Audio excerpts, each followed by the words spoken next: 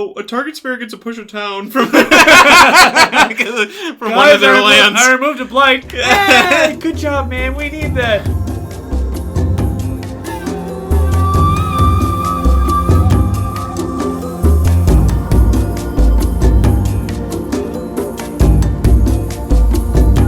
Welcome to the Kindred Spirit Podcast, a show all about the board game Spirit Island. Here, we'll talk analytics and strategies about the game, as well as a plethora of other topics that can be found within it. Today, we continue our trip down shifting memory lane as we recount more of our favorite memories of Spirit Island. My name is Ron. I'm ready to get this thing going. Me too, and I'm John. Let's do it.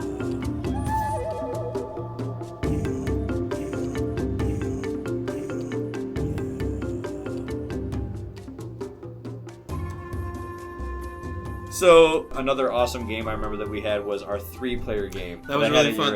That was so just like spur of the moment, wasn't it? It was, and yet it was one of the most unique games we ever had that I just absolutely loved. If I'm not mistaken, it was Finder, Keeper, and Fangs. Did I play Finder again? John, don't let them see who your favorite is. We're giving content away. I remember it was like 5:30. It was. And I just texted him like, hey, you just want to... what do you got going on? Anything. Are you doing anything? No. Hey, do you want to come over and do some Spirit Island? Yeah, let's do it, man. It was also like a Saturday or Friday night where like usually people have plans. Right. It was like, hey, Total Shot in the Dark, are you doing anything? You're like, Nope. And I typically have a busy schedule too. It was one of those rare moments. One of the reasons why this game was so enjoyable was the fact that we are such busy people, and yet this did align. The stars did align here, and they so often don't. And maybe that's one of the reasons why it stuck out to us, because this one was one of those star aligning moments. Yeah. That was rare, so already it was special, but then we had like one of the best games in our life. I played as Sharp Fangs, and that was Sharp Fangs. Probably the... You gotta go into that move. You gotta go into that turn. Gosh. I had probably the best... Card plays. Go into a card play if you remember. The best setup I have ever had with Sharp Fangs. Easily the best I'd ever done. And you've seen me play as Fangs before. Yeah. Would you agree that this was probably... It was the best. I've seen other people play Fangs. That was the best I've seen Fangs played. Period. We're going to get into this topic later, which is every spirit is capable of an S-tier performance. This was one of those moments. I had found just the perfect cards. I was playing as Fangs, and I had found the Guardian Serpent's card, which was so incredibly useful for him because it's very cheap, and it's also fast. And for him, that is definitely something you want, because he has a lot of card plays, but he doesn't have a whole lot of energy. He doesn't really have a whole lot of energy gain. Yeah. Now, he can be benefited if someone else gives him energy, but Guardian Serpents is a 1-costing fast card that says you may add a beast in one of target spirit's lands, and if target spirit has a sacred site in that land, defend 4 there. And defense is not something that Fangs has access to naturally. And it's so cheap, and it gives him a animal element. It's just, this is so perfect for him. He can do so much with beasts. His damage equates to how many beasts you have. And the more beasts you have, the more often you can use these attacks. So getting Guardian Serpents, and I got it early, was huge. It was like absolutely one of your first huge. card pulls. It was one of my first card pulls that I got. But then I got Swarming Wasps immediately afterwards. Is that the one that adds beast tokens? Which is, it's a 0-costing card that is also fast. Wow. And it also gives him a much-needed fire element and an animal element. Now, he needs animal elements, but a lot of his cards give him animal elements, but only one gives him a fire element, and he needs that for his Frenzied Assault innate power, because to get to its ultimate level 2 version of itself, you need 2 fire elements. But he only has one card, Prey on the Builders, that has fire elements. I think it's Prey on the Builders anyway. That has a fire element naturally in his starting hand. So getting this card was so clutch for me. Yep, it was Prey on the Builders. Prey on the Builders is the one that gives you that fire element from his starting hand. But this was a card that it says... It's cost 0, right? It's free. You add a beast, or if target land has a beast in it, you can push up to 2 explorers. So we were playing France. And we were playing France. And you saved us so many times. Well, France uses so many explorers. So many explorers. And so... That card was perfect. Fangs I forgot about that. Is so great against picking off explorers. And this is a card that can only be used in a land that is not blighted.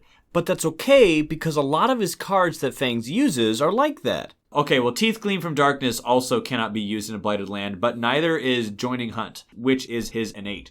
That's his bread and butter right there. Yeah. But my point being, that's a power that cannot be used in a Blighted Land. And this card, it's not so bad if this card is the same because he already has cards like that, so he's already used to that. Since that's already a part of his rhythm. He's accustomed to that kind of gameplay. And so I had Guardian Serpents, which gets me some much needed defense for this guy. It lets me spit out beast tokens. I grabbed Swarming Wasps. Also beast tokens. Which gets me beast tokens, and it's free. And I'm going to get into this later, but I underestimated when I first started playing Spirit Island how valuable it is to have a character that gets reclaim one card under tech trees, as well as having a card that costs 0 energy. Because you can go and reclaim that one card every single turn and play that card for free every single time. The only thing it costs you is just one card play. Yeah. That is it. But as far as energy, it's free. As far as reclaiming, you got it with your tech tree thing, which lets you reclaim one.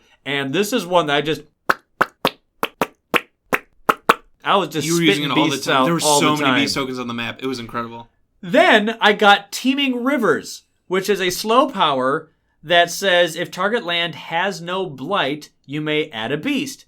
If a land has exactly one blight, you can remove it. Now, it only works on mountains or wetlands, but this is a beast token spawn card that also has blight removal. This is right up his alley. It has plant element and it has animal, which is what he uses.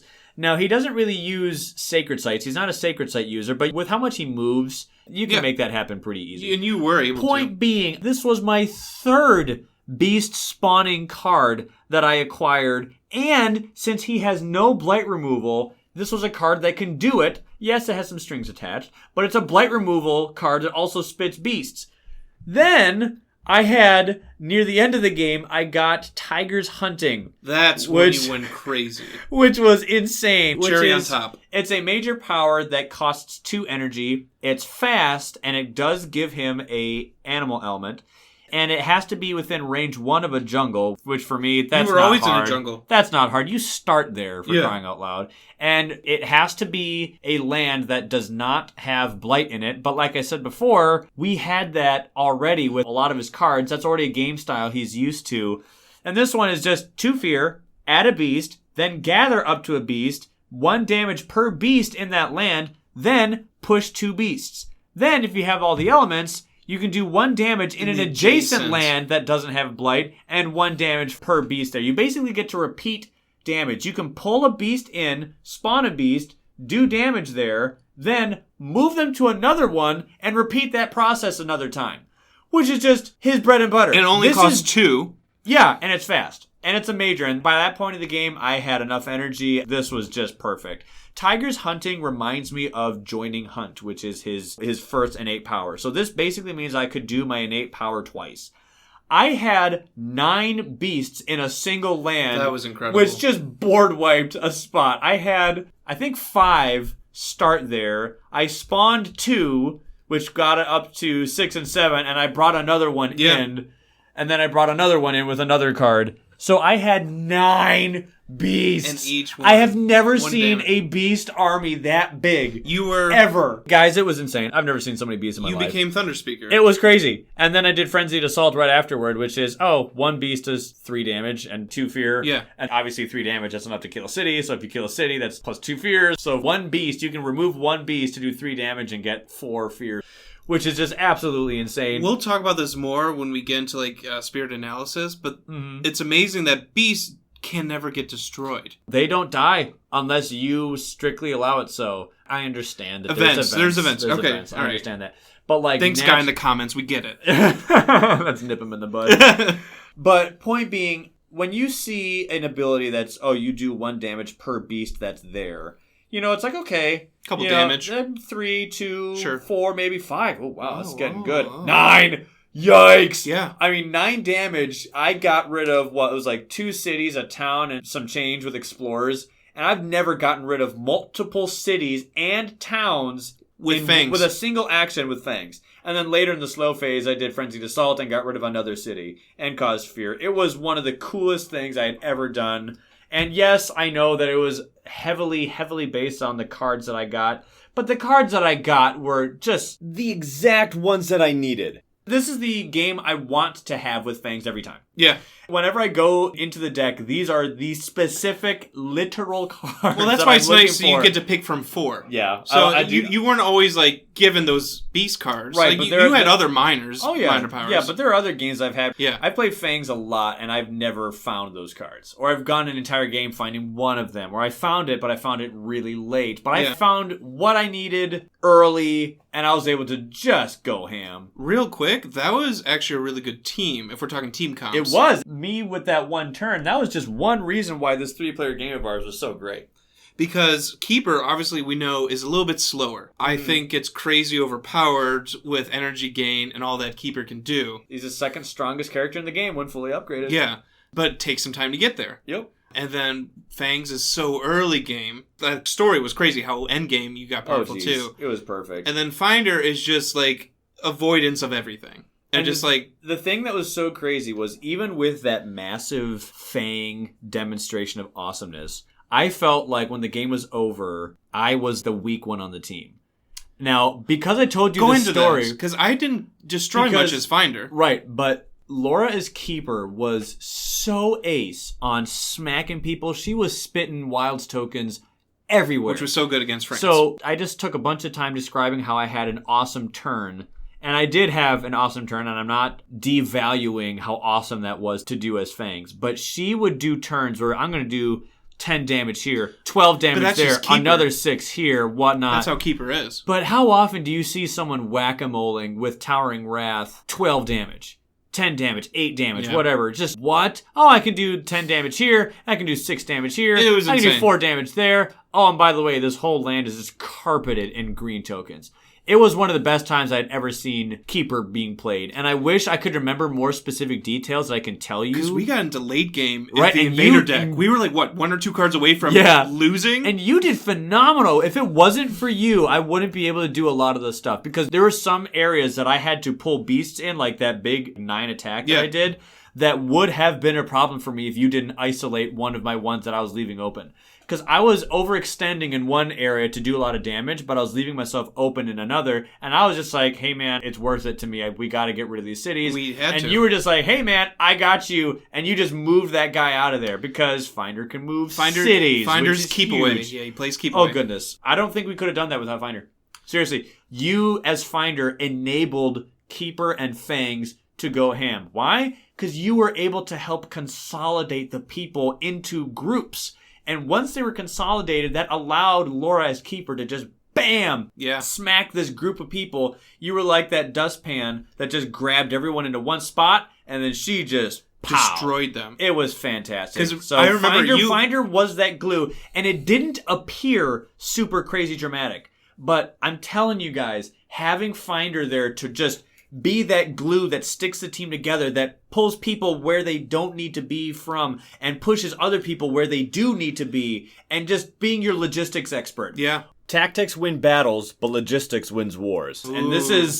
And Finder is like your logistics guy. Do you remember just how crazy? Like, I don't want you to feel undervalued because it's so funny. It was because of Finder. Yes, Keeper did like this and Fangs did this, which was awesome. But it was because of Finder that we were enabled to do so. Well, and it was funny because you had such lucky card draws. I did. And I remember I was trying to go for Briny Deep or something like... Because with Finder, I found if you can do one big offensive attack, then it makes it worth losing a presence and energy. If you can group everyone up together and do Briny Deep or destroy all invaders, it's worth losing some energy. Right. And losing a presence, obviously. Yeah. I could not. Remember I kept like Briny Deep, and I was going for so many majors. Could not the whole game. It. I never found an offensive card. Yep. And we've all had those games, I think, where we could not find anything that was super useful. My first time playing a Shifting Memory, I had just nothing I needed. Nothing. I remember that. I was like, guys, what do we need? We need damage. We need damage. Memory?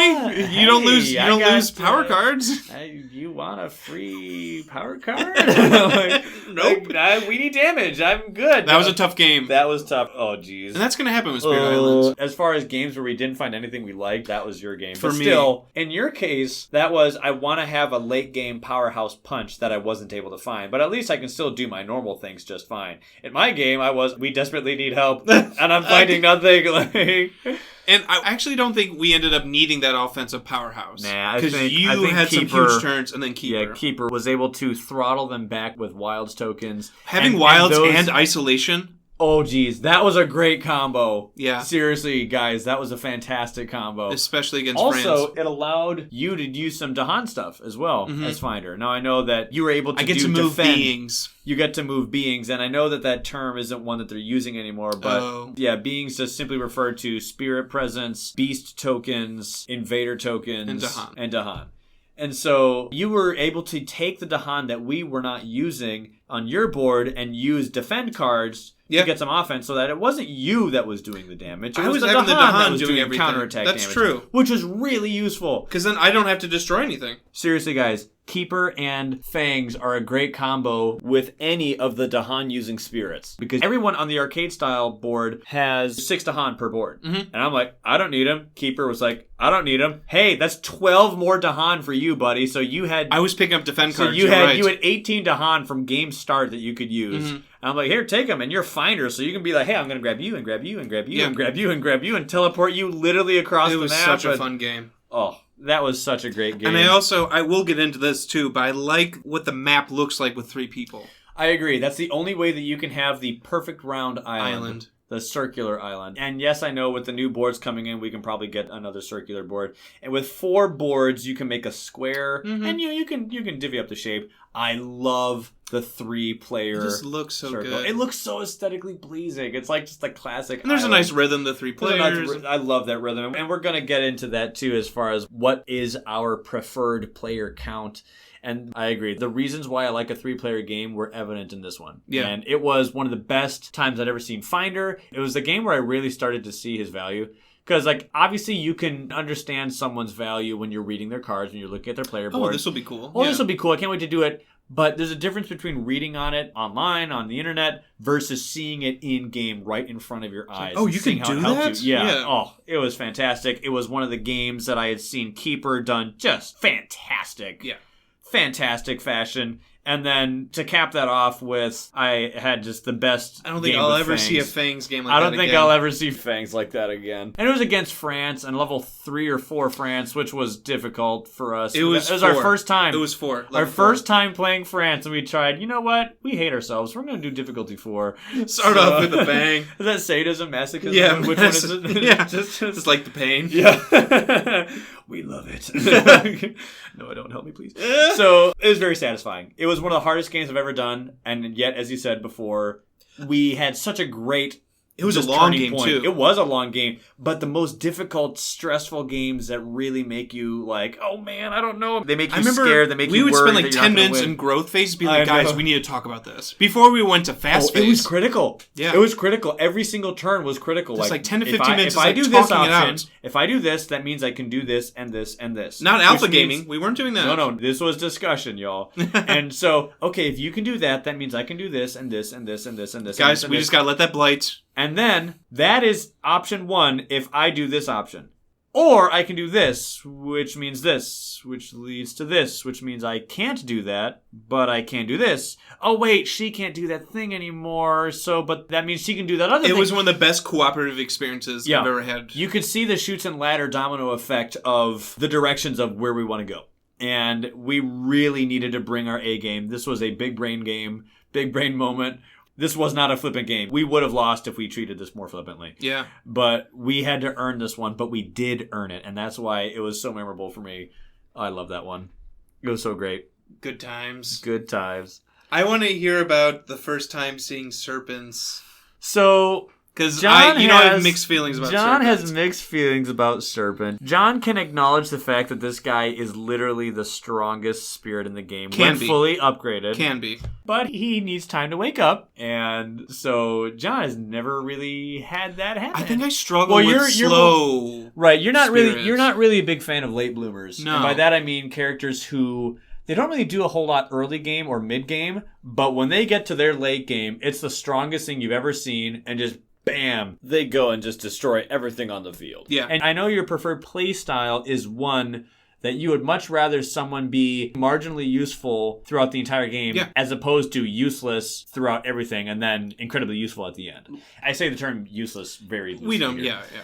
So it was a friend of mine really likes Serpent. He's just intoxicated by that late game power that he has. This guy can get like 12 energy in a turn. That's insane. He can get, and we will get into his analysis later, but he can get like 4 elements from his tree, which allows him to reach the elemental thresholds of so many major power cards. And then what he does to the team is insane. He can give people other presents, and he can give them major powers without having to forget them. It's so unique that Serpent turns from support into late offense. I think that's really cool. The thing that's cool is that he can be anything late game. There are characters that are strong, that have strength. There are characters that have flexibility in this game. Lightning does not have flexibility. Most often, those are exclusive. Someone can be flexible but not strong. Someone can be strong but not flexible. Some people are like, this guy can bring both. His only caveat is he has to survive the game up until that late game stuff where he can have strength and flexibility. And oh my goodness, this was the first time that we had ever done the realistic side of the board. And it was a 4-player game, and I remember I was Shadow and Flame. Then one of my buddies who was playing as Serpent, my brother was playing, I think he was playing Fangs or Wildfire. I think he was playing Fangs. Okay. And then our other friend was playing as Rampant Green. And it had gotten to the point where we were in escalation stage 3. They were coming to 2 lands at a time. So that means they're exploring in 2 places. They're building in 2 places. It gets overwhelming quick. It gets overwhelming pretty quick. Now, we didn't have any adversaries, but we were still pretty new to the game. And so to us, this was really, really bad. And this was on the realistic side of the board where I think there's some encouragement to congregations in different pockets. It's not as widespread. Realistic side adds to the difficulty, by the way. It does. It does by at least by 1. Yeah, I think it's more. It might be 2. Maybe 2. And so it is within Rampant Green's playstyle that he can let someone else upgrade a bit faster. And so my friend, she was like, hey, who should I upgrade? Who wants a presence?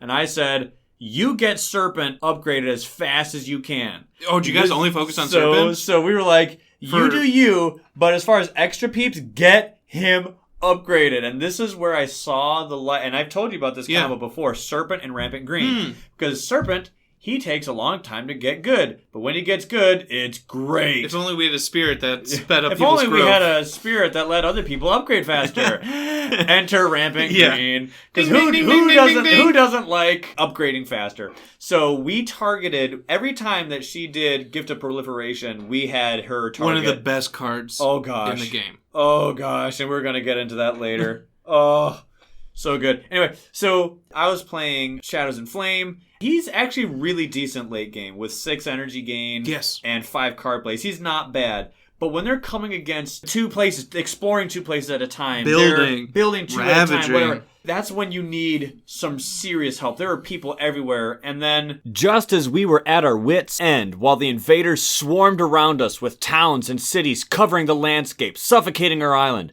when our doom was all but assured and our destruction near, did the looming shadow of the Serpent rise over the mountains with his eyes filled with a terrible fury. He was just absolutely ridiculously insane. Oh, sure. But he was playing majors every single turn. Like, he was doing 4 majors, 5 majors, and these were big ones. And he was hitting their elemental thresholds every single time. He was doing earthquakes. He was doing tsunamis. He was doing volcanic eruptions. Whoa. Then he would immediately heal it because he had a crazy clutch blight removing card. So he was causing, I'm not kidding guys, 15 damage in this one turn, 23 damage this turn. He did 16 damage. Oh, I only did 8 damage this turn, but I removed like 6 blight and I caused like 20 fear.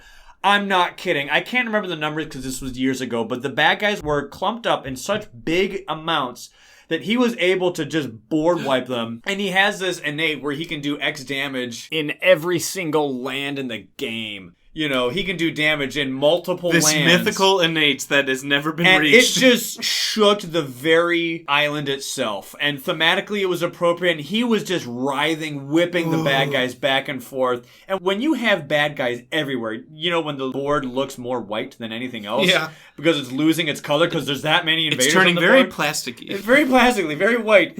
And it's precisely at moments like this when you realize you just need so much damage. You just want to nuke the field. You need an airstrike. That's the only thing that's going to save you. And that's exactly what he did. He just completely destroyed. I wish I could remember the numbers, or I wish I wrote down the numbers that he was reaching. But it was and there's 15 fear. All right, here's 13 damage, and that's just with this one card, and that's, that's 7 fear. All right, here we do this and this card, and then I have this one. So this is 23 damage, and let's see. Oh, I overkilled this spot like crazy. But still, they only had 9 health, the bad guys, which is actually a lot, but 9 health, 23 damage. Bam! Well, there's 3 cities, so there's 6 fear right there. And so I was kind of stupefied. It was just so great. And I have never seen where he consistently reached his maximum level innates, both of them, from turn to turn. I've never seen him. I have yet to see it. It is a thing to behold. It was like one of those. But is it worth it? Is it worth it? There is nothing else that could have saved us. Because you have to survive to that late game. Saved you have to us, survive though. until stage 3. But the thing is sometimes the invaders and you're making so... other spirits weaker by absorbing them, which you do get benefits. I don't know. I go back and forth. So we were just in awe. It's like Aang from The Last Airbender saving the village from the volcano, while everyone else just stood there helpless, Spoiler alert. That's this is the first season. But the emotion I'm trying to convey is we were stupefied by the power we saw. So to follow that up. Oh, a target spirit gets a push of town from one of their lands. I removed a blight. Hey, good job, man. We need that. I'm going to push this explorer into a decent land. I could together one explorer this turn. Good job, Shadows. The reason why it was so memorable was this was the first time I saw Serpent truly reach his end game, his late game potential. It was also the last. Hey, not everyone plays Serpent. I like playing him too, but whatever. It's just been a while since Great story, great experience. It was good. We'll get into Serpent. Don't worry, we're going to talk through every single spirit. Oh, yeah. Yep. So. That is something you can look forward to. That is what the majority of our phone calls have been about. And actually, y'all, we have pretty differing opinions. In a good way. We do. We have actually made tier lists on how good we think these spirits are. They're pretty different. And they're pretty different. And that is honestly my most anticipated topic to get to. And don't worry, we'll be posting our tier lists on our Facebook and on our Instagram and whatnot. We'll have all the links for our social medias down in the comments below and in the description so that you guys can look at it if you want to. You don't have to. But it's just easier, in my opinion, to describe a tier list when you can actually see it yourself. Yeah. And hey, we can even send you the link of the website that we found to make tier lists, and I would love to see yours. It's cool. They have all the pictures of the spirits on there. Totally. Yeah. So when we get to that point, I would. They don't have Finder on there yet, S tier. So maybe you can start thinking about it. And guys, I had a lot of fun making these tier lists for various reasons. I think it's really cool to compare. But yeah, totally start thinking about that. What are your favorites? Who are your favorites and why? I'd love to hear that. I'd absolutely love to hear that.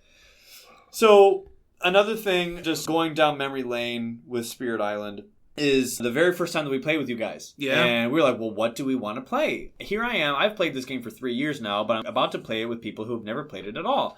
And so I thought, let's do, for the first game, low complexity for them. And I was like, you know what? I kind of want to do a low complexity person with you. Mm-hmm. That way, I don't know, it kind of seemed appropriate. That way we're all on the same level. So the OG team that I call them, the low complexities, are Lightning Swift Strike, Shadows Flicker Like Flame, River Surges in Sunlight, and Vital Strength of the Earth. Those are the original 4, the OG 4. And then we had the first game, and we had so much fun. I was like, you know what?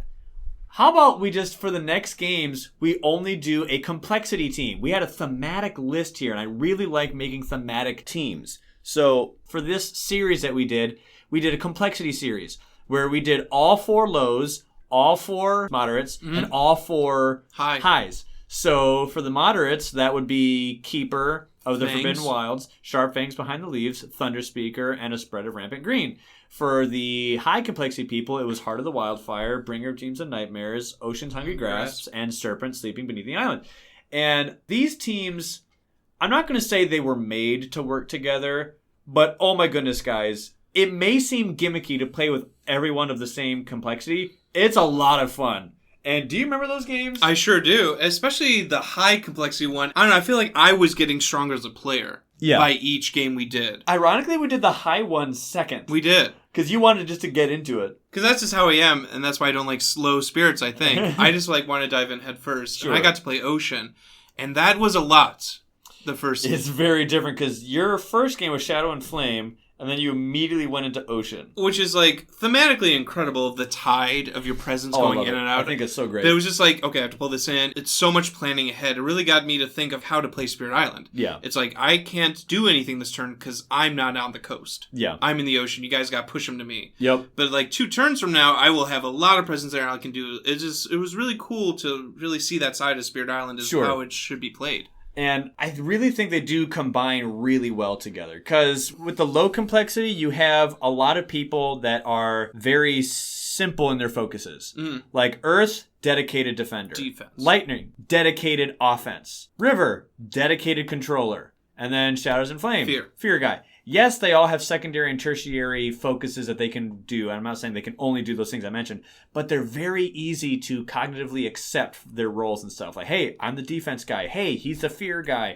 And so it's kind of like the meat and potatoes team. Yeah. And it worked really well. Seriously, You were able to designate which person would be the best to deal with each problem. what do we need in this land? We need to defend stuff, and we need to get these guys out of here. All right, so that will be a job for River and You were Earth, weren't you? Yep. Then we needed to quickly get rid of this. Town and city problem over here. Well, sounds like a job for Lightning. One of the best things I saw was Laura was playing as River, my brother was playing as Lightning, and John, you were playing as Shadow and Shadows, Flame. loved Shadows. They had this awesome turn where Laura pushed a bunch of explorers into a land, and Lightning has this card that lets him do 1 damage to each invader. Usually, and I think it's Raging Storm. Usually no. isn't it was, that good. So this card, it is called Raging Storm. So Raging Storm is a fantastic ability, but you should not use this card all the time because it costs 3 energy and it says do 1 damage to each invader. Which Lightning's biggest drawback. And so this card can be very good, but it costs a lot of energy to do just 1 damage. And Lightning poor. And so the economy that you're getting with energy spent versus damage dealt is very bad if you only use it on, like, 2 guys or less. Yeah. In my opinion, I never use this card unless there's, like, 3 or more bad guys in that land. So Lightning has this card that's pretty circumstantial if you want to have your action and energy economy to be very high. So these 3 were able to do this really great combo where River shoved all these explorers into one spot, all these explorers, and there was a town there, and Shadows Downgraded that town into Explorers. explorers. so there was like 8 explorers in that land. Then Lightning comes in with Raging Storm and does 1 damage to each of them, completely clearing that 1 tile. It was pretty cool. It kind of triggered to, like, show me what this game could be. Right. And like, that amount of, like, teamwork. And it's a pretty simple combo. It's not the craziest thing that makes you go, whoa. But for me, it was pretty revolutionary. It was incredibly effective. Yeah. And for a newcomer, I was like, oh. yeah, it perfectly demonstrated the value of teamwork and how these people can really click together. And I was really glad to see that the low complexity people were able to do that. And I say that because I want to be reminded, and I want other players to be reminded, that there are some really powerful and unique combos that can only be done by the low complexity spirits. And that there are actual definitive reasons that you can point to as to why you should still play a low complexity spirit, even as a veteran of the game. Low complexity characters very much have worth on high difficulties, and you don't need to rely exclusively on higher complexity characters to get a win on those higher difficulties. Then, when we did our moderates, Obviously, like I said, that's Thunder Speaker, that's Rampant Green, that's Fangs, and that's Keeper. Well, Fangs and Keeper don't use Dahan, and Thunder Speaker is like, oh, please, don't mind if I do. Exactly. And then Green just literally helps everyone, and Green can go anywhere. So that team was fantastic because here you have Keeper, who can be so strong in the end game, and with Green ramping him up and increasing the rate at which he grows so he can get to that late game faster. And then you have Green just stopping everything that you need to here and there and letting other people grow up. And Fangs was going and early game. Was just sniping people throughout the entire game. Just in areas that were starting to get clear, he was able to keep them clear. And I was turning my presence into beasts. I liked that. And which was awesome. I was just and growing my army. And then, of course, Thunder Speaker was just being Thunder Speaker. Just utterly dominating. She's just one of the best, if not the best attackers. That one card she has can be one of the most powerful in the game. That one card she has. I know. Do tell. What does it do? For every Dahan, you times it by your presence. Like, you form this Dahan army, so each Dahan deals damage equal to the number of presence in your lands. It's Manifestation of Power and Glory. Not a cheap card. Basically, a major power. One fear, each Dahan deals damage equal to the number of your presence in target land. That card's fantastic because she has she has a growth option where she can just bam 2 presence right there, and so that's just at least every Dahan deals 2 damage right there. I've had games where you have 4 presence and like 6 Dahan, and it's just like that's just. Wait, 4. We're dumb. I can't. Okay, really quick, guys. Math is not my strong suit. I was more of an English and grammar guy. Ironically. But yeah, if you have 6 Dahan and each one of them does 4, that's 24 damage, which is just crazy. Absolutely crazy. So this game, that was a fun one. And it was a time when we can show, because you and your wife were still kind of new to this, the efficient use of a 2nd innate power. Because the first game, you were using just one. Which, as a new player, it's kind of just enough. If there was 2 innates, like, how many elements do I need to keep track of? But I can see why it can be overwhelming. For a new player. Totally. Then that one game where we did all the high complexities, that was quite unique. Yeah. Because Wildfire's setting everything ablaze. Here you have that one beautifully coveted combo that we found already, that peanut butter jelly or chocolate peanut butter, whichever one is more Nightmares. Nightmare and Ocean. Oh, goodness. We talked about this combo already a little bit, but it's so good. It's just cool how much energy gain you can get as Ocean as you're swallowing up invaders. I was rich that game. Oh, jeez. It was so much energy. It was insane. Oh. And then, who did we have holding down the fort? But Serpent was using Elemental Aegis to defend in multiple lands with one card. One card defending in multiple lands is huge. It was really important. For me, it was the perfect introduction to Spirit Island. Yeah. That series of 3. And I remember also, because I was Wildfire that game, just all the areas that Ocean couldn't get to. I was like, don't worry, fam. Burn. It's just happily bouncing across a landscape, scorching invaders aplenty. It was just so much fun. One of the funnest spirits to play. It's Wildfire. Yeah. Yep. I definitely agree. So, I want to hear about this game that you had with your brother. With England, because you told me about it, like referenced it, and you're like, you know what, I'm going to tell you later on the podcast. I'm like, ooh, I want to hear this one. So we actually played it wrong. But it was more of a difficult than we intended. Okay. Because after stage 2, the build card's supposed to go away. We play with the extra build card. Okay. We never made it go away. Really? So it was actually a higher difficulty. So there's like just going every time? They just never stopped building. And I think it was a little bit much for my brother. So was it? It was one of those things where he like came over Friday night, slept over, and then he wanted to play Nightmare. He wanted to play Nightmare. That was rough. Again, Ryan said this earlier. Never let a first-time player play Nightmare. It can be done. He couldn't comprehend not to destroy anything. I'm like, well, we just push it. He's like, why push it? Like the look he gave me, like, but that does nothing. I'm like, well, they don't blight there. Right. So that was rough. And then we'll get into this, but I have the Steam version of the game. Because he slept over and stayed the next day. So he started playing the Steam version while we were just like running errands and doing chores and stuff. Sure. And just like milling about the house. He was getting to learn the game, which is really cool. We'll talk about the Steam version more, but I recommend it. And I think this is a good resource to have. I love board game components. Nothing will overtop that. Yeah. But it was just really good for him to learn in those 3 hours of the afternoon the next day. And he's like, okay, I'm ready to play again. I wasn't there, but just when you have a new person playing Nightmare, of all people, against an enemy who's building a lot, that's like, oh geez, that sounds rough. we weren't against England then. Oh, it wasn't England? Yeah. The next night, the 3-person game, he ended up playing green. Oh, and that was your... Okay, gotcha. So he stayed over the night. Sure. He knew he liked the game. Okay. But Nightmare was a big struggle to play. It is. I'd say. And it's just one of those things where, like, dude, you added 6 fear. Yeah. Just like that from your nades and your cards. I'd be willing to say that he's probably the most difficult character from the base game. Yeah. And for him to comprehend, like, he's so good. I'm just saying. He wasn't seeing buildings leave the board. He was seeing fear in the pool be earned. Yeah. But that for him wasn't clicking as, like, you're winning us the game. Thing. Yeah. So then when we played England, me and Laura sometimes get in these headspaces where we want a difficult game. Yeah. And we don't want to cater to a new person. Right. And we had never gone... Where when you start to have an easy difficulty, they start to feel cheap. Yeah. And we like pushing it, and especially me, because I'm used to a PvP mindset of like, I need to destroy someone, and like, be the victor. Yep. And I need it to be difficult, because at PvP, usually you're fighting against someone with equal might or type of thing. So we played against England. It was Sam's second game.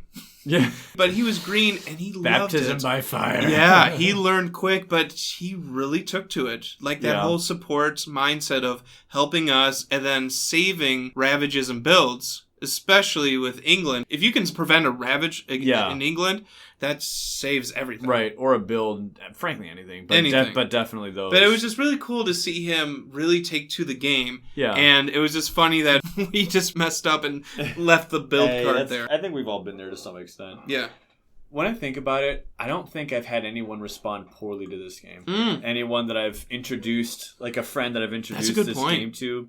Every person I've introduced this to really thought it was impressive. And they would say things like, whoa, this is really unique, or I like this. We did that thing where we made him read the synopsis, and he got really into it then. Really immersed into it. I have yet to find someone who says, I don't care for it. Or, yeah, I don't know, it's kind of lame. Every person really responded favorably to it. Is that your experience as well? I have yet to hear someone say, like, oh, that wasn't fun, or okay. But I actually, more often than not, I have people text me the next day. Yeah. Sparks that discussion. It does, like, I want to play that again, and when can we do this next? And usually they want to play the same spirit again. It's true. I've noticed. I'm noticed like, well, too. We have 11 others. And they're like, no, I want to play Wildfire again. I want to do that guy I played as. I really like that. Like there's something they resonate with. Or, like, I see how I can play Lightning better. Right. Or something. Right. You know? Right. Like, I can improve on this, and, like, I don't have to make everything fast. You know, that's just an example. Right. But they want to get better, because there's so much growth you can have in this game. And they see, I think it was as if they get a window to the depth that it has. Yeah.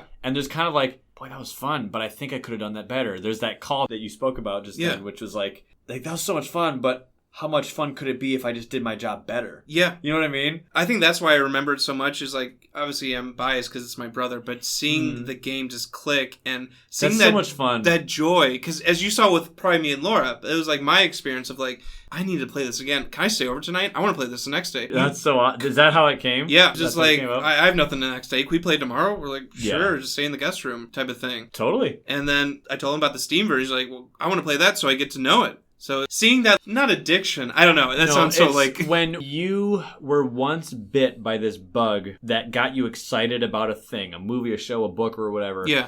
And it cultivated within you this desire to do it more, and you wanted to check it out, and you really enjoyed it. And then once you found out how much you loved it, you want to share that experience with someone else. And when you can see someone else start to get that experience for themselves... And it's never about, and this is like one of the biggest reasons why I hate alpha gaming that we talked about earlier, was when you force someone to do something, you limit their chance for them to discover it and love it on their own terms in their own time.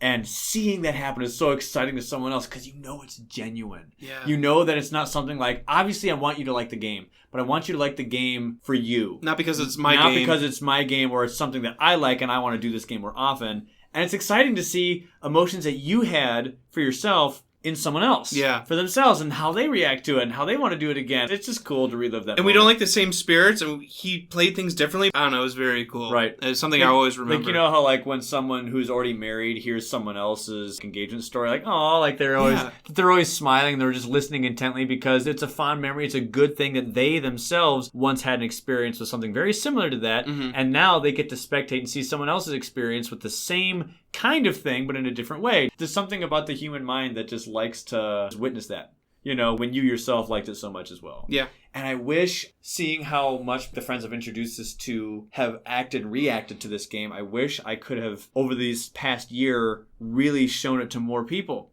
But due to quarantine, I haven't been able to really lately show it to new people. Yeah. So Corona and COVID-19 and this whole quarantine has really censored and really, really cut down the amount of board games I can have. And I totally get it. It's just, in the springtime, March, April, it was just stay in your house, don't go anywhere. Stay at home order. And we couldn't really do anything. And I am not happy with how much Corona has affected my board game schedule. It's been rough. You can make me not go to work. Okay, I can deal with that. You can make me not go to the movie theater every now and then. Okay, but I'd rather board gaming? not. But board gaming? You take away my board gaming? Now I'm mad. No, that's too far. Now I'm angry. But we found a workaround. Boy, did we. So Zoom was obviously the thing that everyone went to, which, by the way, I never heard of Zoom. Not even once. No. Zoom was a TV show way back when for kids that I loved. Right. But it wasn't the next Skype. All of a sudden, Zoom shows up, and it's everywhere. Everything is Zoom. All my school stuff is on Zoom. Businesses on Zoom. Reunions that you wanted to catch up with friends. Hey, Churches. I was going to hang out with friends this weekend, but we can't. But hey, we can go and meet up on We use Zoom for everything now. Everything. Zoom is like relatives, my Zoom family is a on Zoom. common place name now.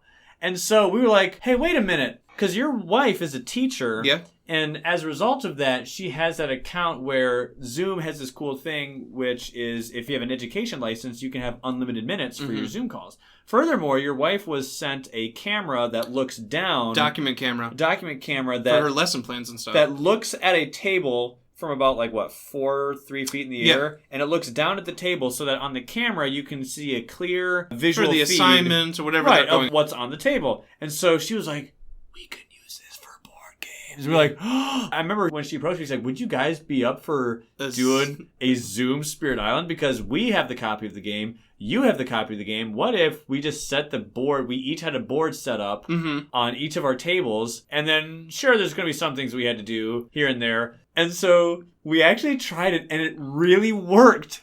We telegamed. We in did. a way. There's telephone and whatnot, which is talking from afar, but we telegamed. Nothing takes away in-person experience. No. But this was pretty cool. This was pretty cool. This is in the middle of Corona, so our expectations were completely changed. Yeah. But the thing that's so cool is it works surprisingly well. Like, hey, what power cards did you pull? Oh, I grabbed this one. All right, so I just went to my deck and shuffled it out, so I don't have it anymore. Then the boards are labeled A, B, C, and D. And they're also numbered. Lands 1 through 8. So we were like, hey, A2, this Alpha. happens. And yeah, we would go on to say Alpha Bravo. It felt kind of like Battleship.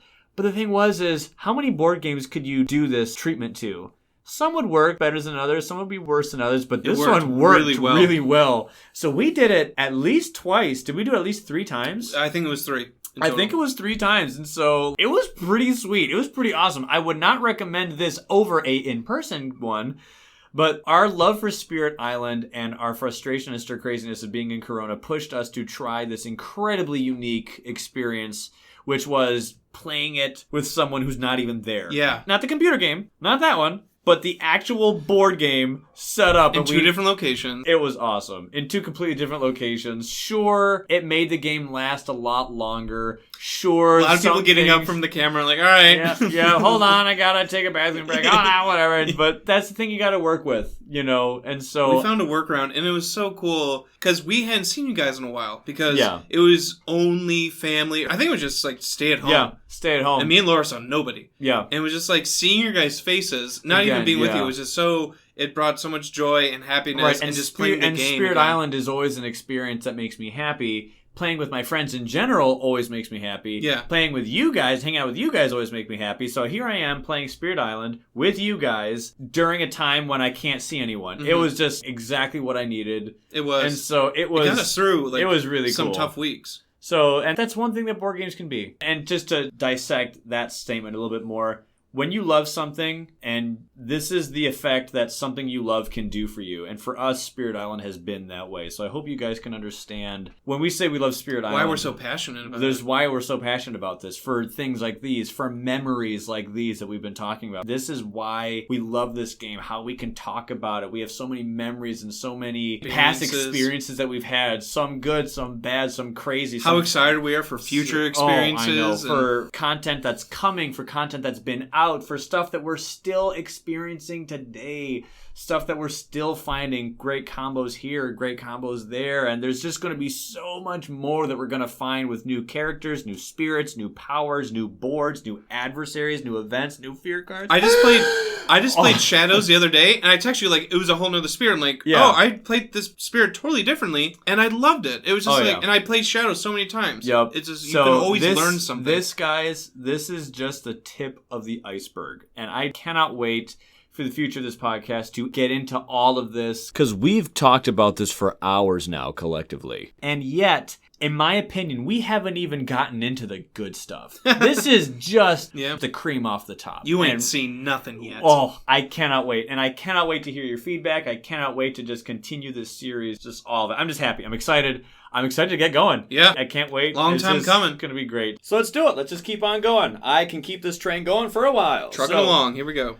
So one of the things we talked about is this highly contested topic amongst players in the community, and I see this all the time on forums, especially in BGG, and that is the preferred player count for Spirit Island. Now, where do you land? So, first off, I think it's important to announce to the listeners who might not know that currently the most voted upon answer is 2. 2 players. 2 players is what the community at large considers to be the best. I didn't even know that. So I agree that 2 is fantastic, but the thing is I think it's kind of fantastic at every player. And I'm not saying that to be like one of those, oh, here, man, I want your opinion on this answer. What's your answer? I'm going to do like the high and mighty answer and say all the above. All the above. And I know that can sound pretentious, but I really do think the game isn't stretched thin with just a lot of players, nor do I think it's way too saturated for just one guy where he's being overwhelmed by stuff. I don't really think that's the question. No, I know, but the question is what's your favorite? What's my favorite? You like all of them. So I do like all of them. I don't really think I have a preference. I am dead honest here. Seriously, because there's been times when I've played this game solo, and I do not play solo games. This is the only game I have ever done solo. And Solitaire on the computer? Well, that's not a board game. That's just a computer game. What was it? We got Minesweeper, Pinball, and Solitaire. It's almost like video games have become the solo experience now. Yep, but as far as the internet is down, what's the Father, Son, Holy Ghost? It's Pinball, Minesweeper, Solitaire. I do like Pinball. So, anyway, but as far as board games, I play board games for the interactions with other people. And when I play a game solo, I don't have interactions with other people. So if one of my biggest crutches for playing a board game is the interaction with other people, it makes sense to me that it seems so much like a waste of time. Mm-hmm. Not that it really is a waste, but it's just, if I'm doing this for the purposes of social interaction as well as strategy, I'm only getting 50% of what I bargained for. That said, this game is so immersive and enrapturing to me personally that I just love doing it. So I've only done a few games. I haven't done a whole lot solo. But the statement that I said earlier is still true when I said that this is the only game that I play solo. There are a bunch of rule changes that happen when you play solo. Not very many, but just a few. For instance, whenever there's a card that targets another spirit, it now targets you instead. And then just the whole aspect of you're on your own. And you have the smallest board ever. But on the other hand, reaching the next fear card is so easy. 4. That's all it takes. But also blighting is so easy. The numbers, the ratios, it's all so different. It can be totally a culture shock. And I think the biggest change that people will be like, whoa, what, is just the whole pros and cons aspect. And that is every spirit is weak in some way. Every spirit is strong in some way. And in a solo game, you do not have someone else that can cover your blind spot. Someone else who can cover your weakness. You are on your own. That is why a lot of people don't really like the whole solo thing because of that angle, as well as the whole you're missing out on such a wonderfully cooperative experience. I think the reason why 2 is the preferred player count for everyone is because it's the player count where there's not a ton of fear that you need to get the new card. Yep. It's just enough blight that it's not overwhelming, but it's not really easy as well. And you have one buddy who's there, you're just feeding with this guy. The board is pretty manageable. It's not like there's people coming from every angle, from the left, from the right, from behind you, because, hey man, what the heck? Keep your part of the island in control, man. Now your people are cascading onto my board. What the heck, man? You're not going to really have that with 2, you know? It's also easier just to get one other player than multiple people to come over and yeah, play the game. That's another big part about the actual human element of board gaming, which is playing with other people. It's so much easier to have one friend do this. Who knows the game already. Or if you want to do it solo, but play with 2 spirits, you can do that as well. But you're correct, I didn't even think about that. It's easier just to get one other buddy, like you said. We briefly talked about 3-player games, and I really love 3-player games. And the biggest reason why I love 3-player games is because 3-player teams are one of my favorite because it's just big enough that you can feel when you do a useful thing, you are useful to the team instead of just the 2 of you. And I love the way that the board can be built in a circle. Looks like an island. I know it might sound really cliche, but it is a circular island. For some reason, it is aesthetically pleasing to me and my OCD to see an actual circle on the board. And I know that I have a friend to my left and I have a friend to my right. They can access me as well as the other guy as easily as they can me and the other guy and me to them. And so it hits that sweet spot. Yeah. I think. I really do think. Yeah. As far as fear tokens, 12, that's not really bad. I don't think that's really bad at all for the purpose of getting a new fear card, because there are some cards in the game like Overgrown at Midnight which can get you 3 fear. Just bam. And then for a 3-player game, that's 25% of your fear cards right there. And your blight allowance only being 6. I mean, that's not too bad. 2 per player, 3 players, that's 6. I don't think that's really all that bad. Real quick, it's only a circle if you play on the arcade side of the map. That's true. That's true. That's another excuse to play the arcade side. If it's a 3-player on the realistic side, it just looks like a chunk of the island's missing. Just an L. Yeah, it just looks kind of weird. Are we playing Spirit Island or Tetris? Yeah. So, I don't know. But with 4 players, that's when you get to the 16 fear count, but you do get, 8 blight allowance for if you do a blight card. I like 4 players because, it's a little bit different from 3 in the fact that I just described having the sizes just big enough that you can feel like you're on a team, but just small enough that you can feel like a critical member of that team. The more people you have, the less critical you might feel as opposed to the whole team, but the grander the experience. You are still adjacent to 2 people and obliquely adjacent to 1 guy on the diagonal corner if you do the square. Which, by the way, I really do like the square as well, because you have a coast on each side. And we actually started to get frisky with our island construction with the boards. We had the square, and then this one we're just gonna completely rotate it, and it was actually kind of fun. So maybe that's something that we should explore a little bit more of. Yeah, is just more how custom we put it together. Island designs. Yeah. I think that could be fun. And I'm sure once we get the new boards, this is going to be... Well, you've already done 5-player. I have done 5, and we did talk about that. But that was on the realistic playing side, on the neoprene mat. Okay. And what's really interesting with a 5-player game is that you are playing on a mat. It's not like I can add a board to it, and it's not like I can take away something from it either. So the mat is simply a 6-player map. But if you only have 5, you just simply choose one from the game start, and that section of the map is inactive. Okay. Nothing happens there. So it was kind of strange that when we set up the game, all right, where do we want to go? All right, guys, we set up all our people. I'm going to spawn over here. You're going to spawn over there. And where do we want to be inactive? Huh? Because now we are seeing something every single turn, a spot we could have gone, a spot we could have been interacting with or whatever. It wasn't too bad. This is getting... Nitpicky, yeah. But it wasn't so bad. But it was interesting. But I can't wait to do 5-player and 6-player games on the arcade style. Now, I know that you could just get multiple copies of the game, or I can go to your house and get your copy of the game. And since all the boards are in the exact same shape, we can just click them together and get 5 and 6. It's just at that point. I want to see E and F. I know. I want to see boards E and F. And if we did what I just mentioned, we would have a copy of A or 2 Bs or 2 Cs or whatever. And so, it's fine. I can live with that for now. But I am really excited to see the new boards. And I have looked at them already. It's just more additional content. I think 6-player will be very exciting and like a saga. Wait. What's it going to be like to be the guys in the middle? Yeah. Not a border guy.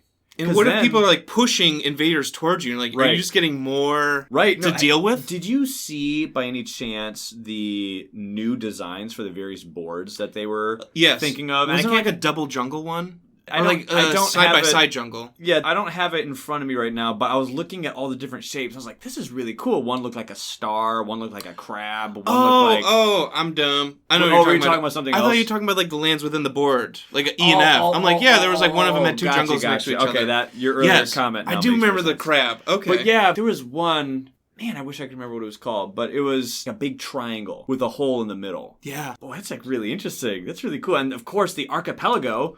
That one's going to be sick, or at least I think it's going to be sick, because that's not connected. All the different boards don't have to be connected.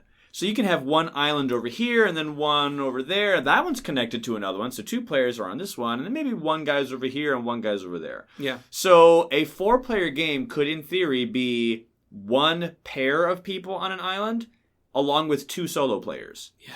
I remember when I saw that, I was like, how in the world are you going to get to someone else's board? And they just said, oh, well, every other board is just simply adjacent range 2 from the coast. Oh, okay. So if you have a range 2 thing or a way to get one of your own growth options to put a presence at range 2 or more of one of your own places, then you can go on over there. So Finder is becoming more and more OP. Finder is OP, we know. Oh, could you imagine Finder dressed up in like one of those Pan Am captains thing, like, this way, sir. And here's your portal. Finder is just desperately wanting someone to come to his land to kill everyone. So like, hey, Wildfire, you want to come on over here, buddy? And he's like sweating underneath his little fluffy brow because he has so many people there. Because he can't kill anyone. Anyway. He can kill people. We've talked about this. Hold me back.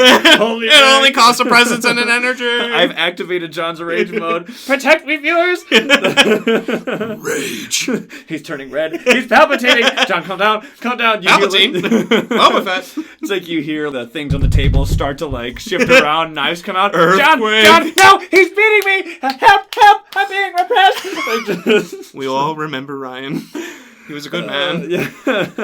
I want to talk about doing double duty spirits. Oh, I've actually done this once, and I think you have done this. So and Laura has done this. Your wife has done this a lot. Yeah, Laura has a little bit of, not like ADD, but just like she likes to have a lot going on to like hold her attention. Her sensory intake is calibrated where she just needs a lot. Right. Yep. So she loves pulling double duty and playing multiple spirits.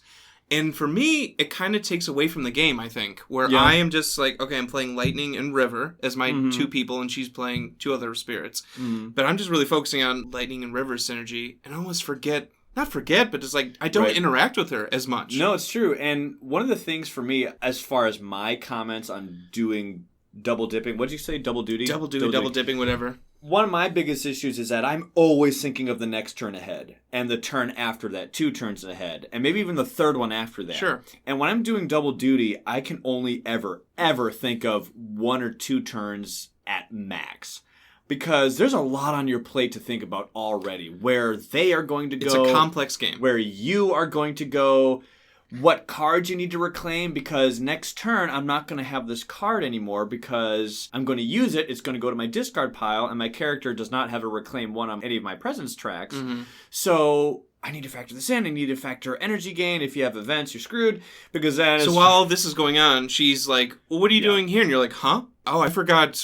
Right. And I'm not going to say it locks you down. Because if you're the kind of person that can multitask this way flawlessly, all the power to you, go for it. I myself, I can't multitask efficiently to that extreme degree. I struggle. I can play 2 spirits as efficiently and still have the same amount of player interaction as I would have if I was still just playing 1. But I will say it was my very first game I ever did I even said it here, the game where I did Earth and Lightning, my very first game, I did double duty. It was just me, by myself, playing 2 spirits, so it was a 2-player game, but only 1 human was playing it. I think I'm okay with that. I'm okay with that, but that's as far as I would go. I would Yeah. never do 3. 3s. Never do 4, then 5 or 6. Just Yeah. no. Nope. That's just silly. Asinine. Nope. I think I would need all day, because you need to like think each one. And you're like, okay, I need to That'd get be crazy. reclaim cards here, and then I get a power card. I feel as if you'd be like the only worker at a deli. Yeah. Who's like, I need to go take your order, then go and start the oven and start no one's prepped the veggies. No one's prepped the veggies. The veggies. Oh my word. But then what about Mrs. Abernathy's returned soup? It was too cold. And who baked the bread? Right. No one? And I think that's just what would happen for me. And I don't think anyone out there has ever done triple duty. Well, maybe not. Have one of you guys done triple go duty, into that, quadruple duty, triple duty? And how long did it take? I want to know that. Wow, I never even thought about that. Double duty is as only far as I've ever considered. Mm-hmm. But dang, yeah, let us know. I'm really curious to hear about That's a good that. question. Was it crazy? What were your thoughts? Was it too much? Did you have fun? I mean, it's Spirit Island, so I'm sure you had fun. But how did that change the game for you? That would be crazy. That would be crazy. Right now, I'm thinking about it. I'm like, that sounds like too much. That sounds like too much. It kind of intrigues you, it looks like. A little bit. You got that glint in your eye. Well, you got to admit, it is curiosity piquing. Mm-hmm. Wouldn't you agree? I would try it on Steam online. Yeah. On the computer game. Yeah, because all the hands are right in front of you. Yep. And stuff. But anyway, going back to my point, that game, I didn't feel too bad. I didn't feel like I was super overwhelmed. With Earth and Lightning? And that was my first game. Okay. Now, I was a complete noob to the game, and I was still able to do it. Now, I am a person who is used to board gaming, so naturally, if you took just Joe Schmo off the street who's never played a board game in his life, put a 2-player board game of Spirit Island in front of him, have a single YouTube video in front of him how to teach it, and all right, go. Might be tough. I'm probably going to be better than that guy. But it wasn't so bad. However, I still didn't know the game. I didn't know the strategies. I didn't know what was good, what was bad, what was the measure of a losing game versus the sign of a winnable game that you're just struggling with. Because I actually conceded that game. I never reached a lose condition. I was just overwhelmed, and I was like I have school in an hour. Oh, no. And I was like, look at this board. Oh, my word. I'm just overrun. I'm totally getting wrecked. I'm just going to call it. And yes, I know concession in any board game equates to defeat. But technically, I didn't trigger a lose condition. I just abdicated. But there have been many games that I had to learn with Spirit Island where I thought it was a losing game. I was like, there's no way we're going to win it. And then 10 minutes later, how the heck do we win it? Yeah, how did that happen? So at that time, I didn't really factor in what the difference was between a losing game, an actual true losing game, versus a winnable game that just looks stressful right now. You might have been able to win it. Maybe. I don't know, because there have been times when I'm like, guys, you can't win. Go fear. All in fear. Everyone, fear, except for you. You do light removal, because we need that. Everyone else, do fear. And we won. But I was able to do it. Now, granted, I was only thinking about things one turn at a time. Like I said before, I wasn't able to think ahead, like super far ahead. And no one else was there. So that co-op wasn't, severed. And there's that moment when you have to rediscover, wait, what was this guy doing? Hold on. All right, I'm going to set this here and set this here. Like, take 10 minutes to figure out what this guy's going to do. All right, go back to the other guy. I'm going to do this and this and this. Oh, wait, well, I could do this if I do this other guy's thing. Let me go back and change the first guy's plan that he had. Mm-hmm. And then, all right, come back. All right. But then I forgot that this one card that I changed means I can't do this anymore. Wait, what did I do with him again? And now you can see how you're second guessing yourself because I'm like, wait, what did I do with this guy again? I got to recheck. You got to constantly refresh your mind on who is doing what. And like this is with low complexity spirits. It was. That you were well, playing. I'm not an idiot. I'm not going to do right, but I'm Finder saying, and no, not or Finder. even some of the Jagged Earth people who are very there you go. Very There's high. a topic. Which of the Jagged Earth spirits are the best for beginners? I mean, I know that the complexity rating is in there for beginners to help grasp who is better, and Jagged Earth has come out 3 years after the game has come out, so by this time people have played the game. There's only one moderate But you know what? spirit, and that's memory. Yeah, shifting memory. Well, what's Stone? I think Stone is high. Stone. Should we look? Should we have interlude music? Okay, Okay, now I'm just curious because, all right, Stone. I think Stone is high. Stone is listed. He's a moderate. No. He's listed as a moderate. What? How about that? I thought only memory was. Anyway, I don't want to get too far off topic, but You were right. That's what happens when you question me. You get put in your place. Yes, master. Crack the whip. But no, I think playing one spirit at a time and maybe two at best. Now, have you done... I think you have done 2 players each playing 2. Yes. I've never done that. Talk to me about that. I hate it. Why do you make me relive these tortures? Again. I'm not sure which was so funny. The answer itself or how fast it came. No, that's what I was talking about. Laura likes it. Oh. Happy wife, happy life. Oh, jeez, John, we go back and forth about the quality of your mirror. We're doing fine. As I just cover the microphone. John, I need to protect you. Like, Laura, turn away. Turn away. Oh, how's your garden See going, no Laura? evil, hear no evil. It just... Okay, for me to play a co-op game, I want it to be cooperative. Because they're not my favorite style. I love Spirit Islands, but...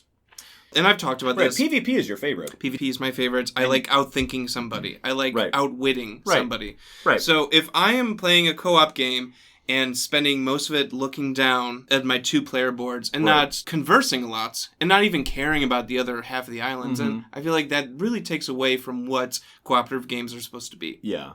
Would you agree with the earlier statement, which was the more spirits you have, the more it locks you down? And as a result, the more that you are locked down, the less interaction you have. Yes, I agree with that. It is not a light game, and I love that about it. Right. This is why we can have a podcast discussing it. There's so many different things to talk about. Yeah. But it is not for an easy experience, especially when you're playing double duty and if there are higher complexity type of spirits. Another angle I just thought of was there's kind of that satisfaction and that fun of thematic identity. I am this dude. Yes. I am this dude. Yes. So I did this cool defense thing because I'm the defense guy. Cool. And I'm you can slow-moving Earth. Right. You And know? someone else can be like, that was awesome, man. You can take pride in your one thing because you accepted your role and you were able to do something that fit your role. And you are okay with not doing something that's different, that's also cool, that someone else can do. Because, hey, I'm the defense guy. Like, yes, I know doing damage can be fun and wiping out people can be a lot of fun. And as a human who's playing this board game, that experience, that feeling, that sensation is something that I would want every now and then. But this game, I'm the defense guy. So I don't really need to chase that feeling of wiping people out. I can let Mr. Wildfire do that. Then Wildfire goes, oh man, I came in, I burned everyone. Oh, that was so cool. And you can't cling to that identity with your guy, I think, as much if you have multiple identities to represent. Yeah. So if you're playing Green and Nightmare, I'm like, I'm kind of defense and fear. It's almost like you're just like a parent managing the kids, less than, you know? You're more of a manager, not a player. Yeah. I will say we've done a 3-player game with just me and her. So yeah? One of you was doing double duty and the other one... Time out. Wait, what? What? What? What? We each, I think I was like Lightning, and then she was Thunder Speaker, and then we both played as River collectively. Oh. So we would do our own thing and talk, and then we literally sat side by side with River in the middle of us, and we would pick up the cards and look at all 4 and be like, which one would be best for River? It's like your little baby. It was actually, I liked that. So that was kind of fun. 2... So I was playing Lightning by myself. She was playing Thunder Speaker by herself. That's River was joined together. I never thought of that. And it was actually really fun. So you each had your own, and you each helped with... Boy, this sounds like a parenting. Well, I guess now's the time I've ever done. No! We're expanding. My head just explodes. My world just got rocked. Twins! Oh my word. Laura, you cannot listen to this episode. No, I'm just kidding. My poor microphone, it just like spiked on the red. Oh my word. Oh, my poor microphone. I'm sorry, my baby.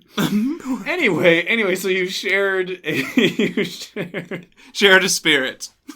Nurtured it, as you will. I'm sorry. I'm so proud when we went off to college. I have all of these like parenting jokes coming into my mind. Like, do you get to the lunch box? I know. Did River have her like Her first day of school.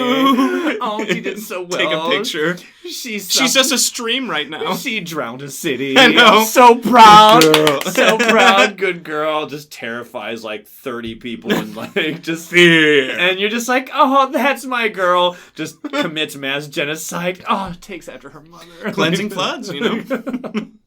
No, but I liked that. Oh, geez. Because we do work well together, Laura, right? Okay, Yeah. Let's save Let's this. build up that. Let's build I'm up sleeping that. on the couch tonight. It's a good couch. I like it. Stop! You're humping it, Ryan. You're enabling. Shut up. So, well, on that note, I think that. Yeah, I don't really know how to move forward from that. So That's it. but we are running out of time. So. I am super excited because every first Tuesday of the month, they release another update from the Kickstarter, and I am, like, super hyped. So, like, once a month, I'm always like, Jagged Earth! I'm, like, super excited. And Each tomorrow, day we get closer. I know, every day we get closer, and fingers crossed, at the end of the month, we're going to have it actually come in and deliver. So, what we're going to do is, because we have this hype train that we are on as far as Jagged Earth, we are super excited.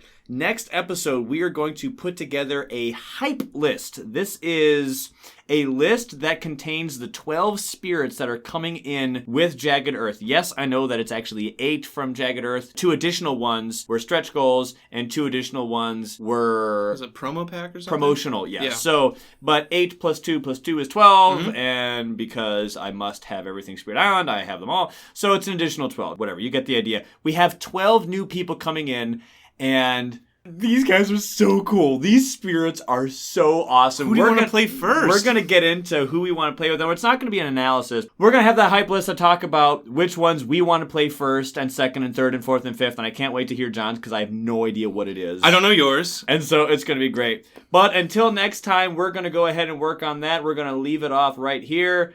And yeah, we'll catch you later, guys. Have a good one. See ya.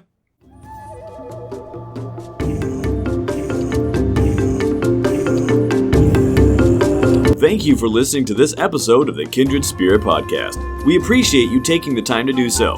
Feel free to visit us on our Instagram and Facebook page. You can find me on our Facebook page at the Kindred Spirit Podcast. To get a hold of John, check out our Instagram page at the KSP123. We look forward to hearing from you and seeing you in future episodes.